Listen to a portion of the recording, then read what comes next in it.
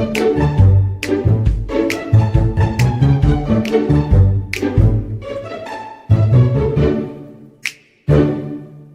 this video, I have analyzed an article from the Fish site regarding seafood and the pandemic, moving from shock to stability. My name is Olivia and this is my video presentation.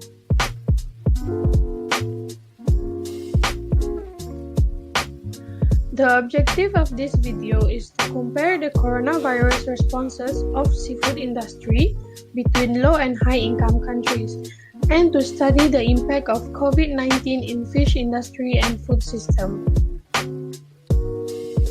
In this video, we will go through the problems according to the article, factors causing the problems, effects, and the solution. Through my analysis, issues that can be found include demand. Due to the pandemic lockdown, most of restaurants in Europe are closed, and cost demand of imported live fish dropped until 30%. China is the largest producer, consumer, and exporter of seafood.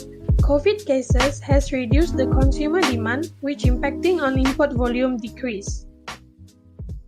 Lockdown cut household incomes in low-income and food deficit countries, resulting in less sales of nutrient-dense foods like tuna, leading to malnutrition, according to Hirvonen. Next is labor.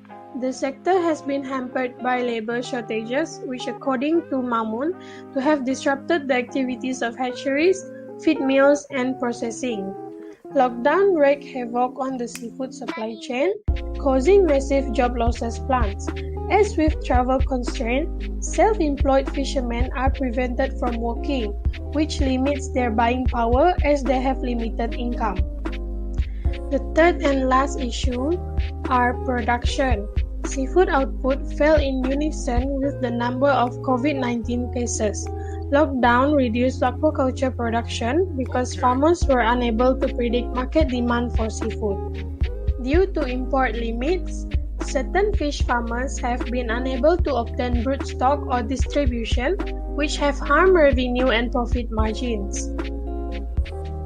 All of the issues stated are caused by the arising of COVID-19 cases and the lockdown implemented by the government. For methods and solutions, food manufacturing and retailing were designated as necessary jobs by government. This is to ensure that these companies stayed open against stay-at-home orders.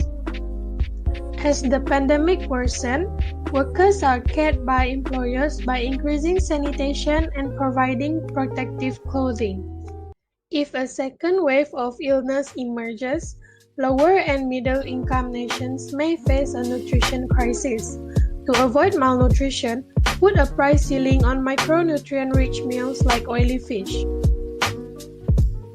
To better plan future crisis coping methods and recovery efforts, examine the temporal consequences of the shock on sector employment, migration, and adoption of production and processing technology.